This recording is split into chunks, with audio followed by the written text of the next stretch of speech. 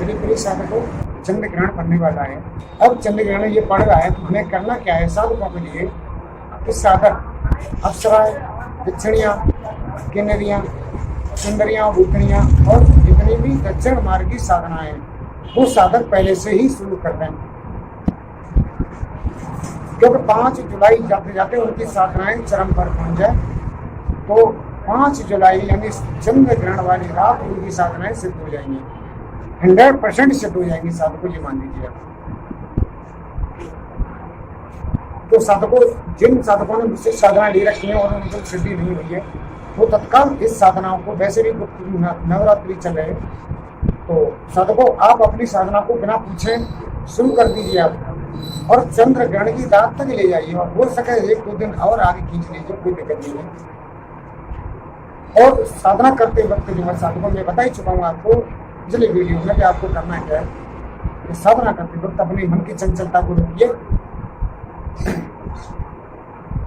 और मन को एकाग्र करके साधना करिए तो आपको 100% सफलता मिल जाएगी सभी को। चलिए एक बात और मैं बता दूं आपको कि किसी भी मंत्र का, जब तक ये जितने भी मंत्र पीड़ित हैं, किसी मंत्र का संजीवन और विधि नहीं होगा, वो मंत्र कभी सिद्ध नहीं होगा, कभी सिद्ध नहीं। पूरा जीवन बिगड़ते रहिए और पूरा जीवन पिसते रहिए। अब यक्षिणी और अप्सरा की बात करूं मैं, इनका एक कवच होता है अप्सरा यक्षिणी का, बगैर उस कवच के किए एक भी सिद्ध नहीं होती है। और किसी ने सिद्ध कर ली हो तो मेरे सामने आके बताए कि मैंने यक्षिणी और अप्सरा सिद्ध करके बैठा हूँ। लेकिन होता क्या है, इसका विपरीत होता है कि न तो इनको किसी को कवच की पता है, क्या कवच है, कैसा कवच है, न इनकी उत्पीड़न या मंत्र संजीवन के बारे में बताए, और बस वीडियो डाल दिया और साधना कर लो और हो गया काम तुम्हारा। तो ये तरह की स्थितियां चल रही हैं साधकों।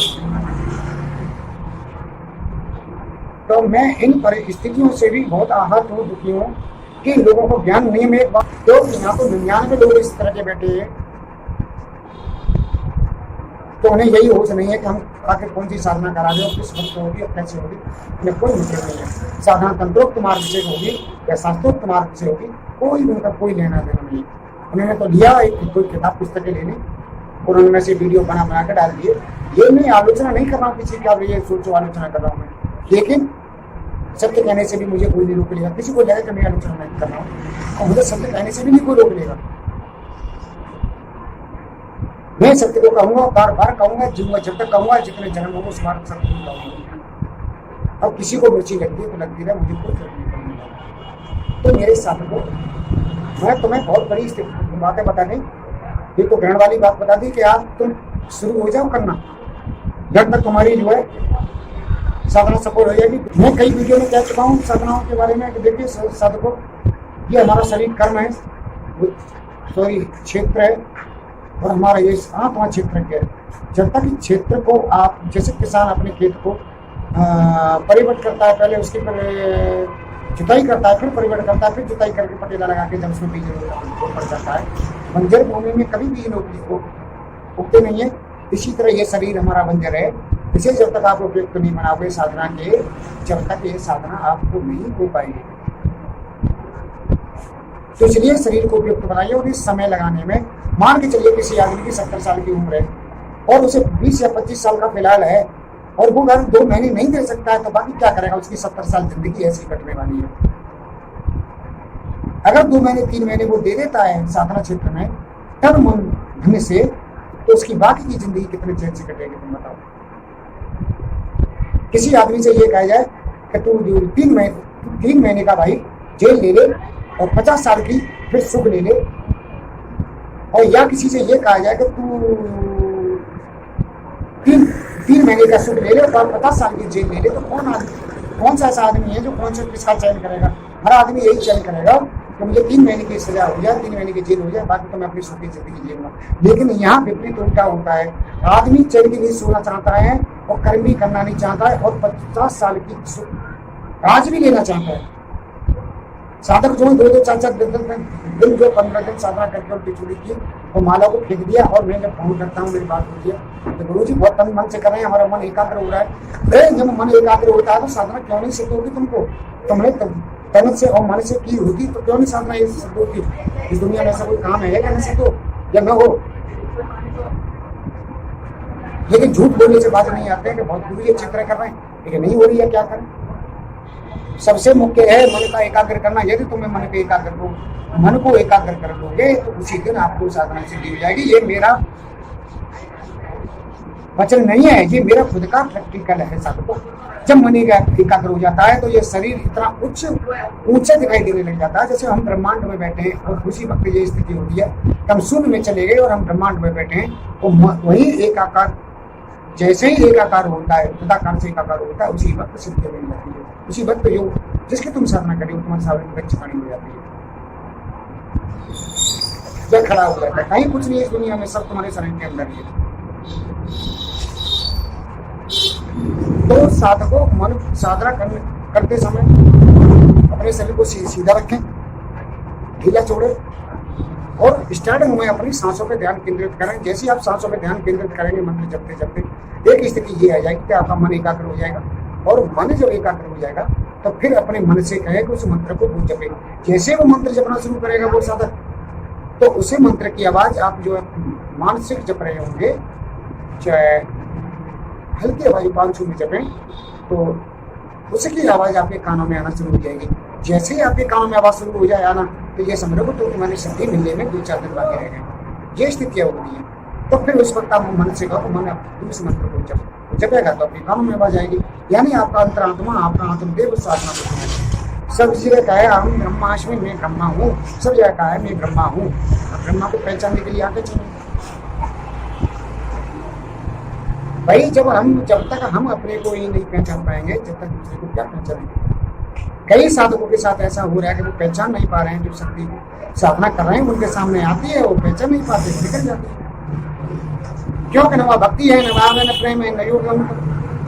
लेकिन मंत्र के बल पर तो आना पड़ेगा उन्हें। अगर वो भक्ति भाव से, प्रेम से, अनंत प्रेम के द्वारा साधना को करें, इसी तरह निर्विचार और निर्विकार पूर्ण समर्पण भाव से करें, तो वो वहां रुकेगी और तुमसे कुछ कहेगी भी कि मैं आ चुकी हूँ, और पहचान बताएगी अपनी। लेकिन न भक्ति है, न राम है, प्रेम है,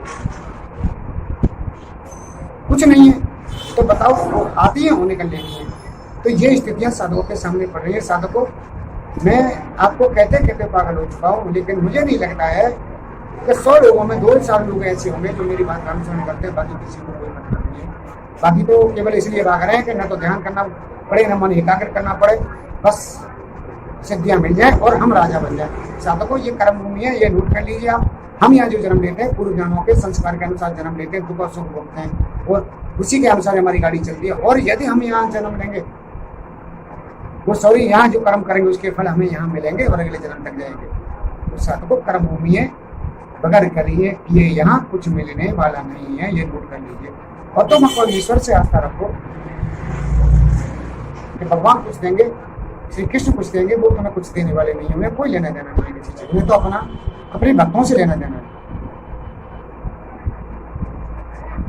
एक बात और मैं आप बहुत मुख्य बात बता दूं कि तुम साधना करते वक्त अपने ऊपर ये मत सोचो कि तुम साधना कर रहे हो। तुम ये कभी मत सोचो मैं साधना कर रही हूँ। तुम केवल ये सोचो हे श्री कृष्ण भगवान, एक माला में कराता हूँ और ये विनय करो, विनती करो, अनुनय विनय करो हे ईश्वर, हे केशव, हे माधव, कराने वाले आप, करने वाले आप।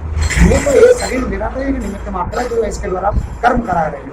जिस तरह आपने अर्जुन के से कर्म कराया था, करने वाले आप थे, कराने वाले आप थे। अर्जुन का शरीर के निमित्त मात्र था, इसी तरह प्रभु मेरा ये शरीर के निमित्त मात्र है। अब आप अच्छा करो तो बढ़िया, बुरा करो तो बढ़िया, आप ही जानो, मुझे नहीं पता है। मैं तो बस आपने मुझे कर्म करने के प्रेरित किया, मैं कर्म कर रहा हूँ। ये भावना करके आप करोगे तो आपको सिद्धि 100% मिल जाएगी। क्यों? करने वाले भी श्री कृष्ण और कराने वाले भी श्री कृष्ण। तो जहाँ भगवान श्री कृष्ण करेंगे वहां तो सब कुछ होना ही होना है। वहां तो कोई ऐसी यही नहीं है कि नहीं होगा, वहां तो सब कुछ होना है, ये मान लीजिए आप। तो ये मेरी बातों को गांठ बांध लीजिए ध्यान से पूरी तरह से। साधकों, यदि तुम्हें अपने जीवन में कुछ करना है और नहीं करना है भैया, तो तुम भी बढ़िया अपने घर पे, मैं भी बढ़िया अपने घर पे। इसी के साथ में वीडियो बड़ा होता जा रहा है, आपसे विदा लेता हूँ। अगले वीडियो में फिर मिलूंगा। मेरी बातें अच्छी लगी हो तो चैनल को लाइक करें, सब्सक्राइब करें और एक तो कमेंट अवश्य करें, ताकि मुझे पता चले कि हाँ आप लोगों को मेरी बातें अच्छी लगती हैं, मेरी बताई हुई रास्ते आपको अच्छे लगते हैं साधकों। और मैं एक बात और कहना चाहूँगा कि जो साधक मुझे फ़ोन करते हैं, व्हाट्सएप करते हैं, मैसेज करते हैं, वो पहले चैनल को सब्सक्राइब कर लें, उसके बाद मुझे फ़ोन करें, बातचीत करें। वरना मैं उनके बाहर से लोगे और उनके फ़ोनों का कोई उत्तर देने वाला नहीं हूँ। जब तुम्हें 1 घंटी दबाने में, सब्सक्राइब करने में दुख होता है, तो मेरी तुम 15-15, 20-20 मिनट बिगाड़ती हो। क्यों बिगाड़ती हो? मेरा क्या लेना था? क्या रिश्ता तुमसे मेरा भाई? तुम तो 1 उंगली दबाने में तुम्हें कष्ट हो रहा है, मेरे 20-20 मिनट मेरी बिगाड़ते हो। सुबह से शाम तक 50 कॉलें आती है मेरे पास, सैकड़ों में, 1200 करते हैं, ईमेल आते हैं। तुम क्यों मैं तुम्हारे लिए तुम्हारे प्रश्नों को उत्तर दूं भाई? भाई मेरे पास समय नहीं है, मैं तुम्हारे लिए समय खराब करता हूँ, तो तुम भी तो 1 उंगली दबा के अपना 1 सेकंड का समय खराब कर सकते हो। सभी लोगों से विदा, साथियों से विदा लेता हूँ। अगले वीडियो फिर मिलूंगा। हरे कृष्ण, हरे कृष्ण।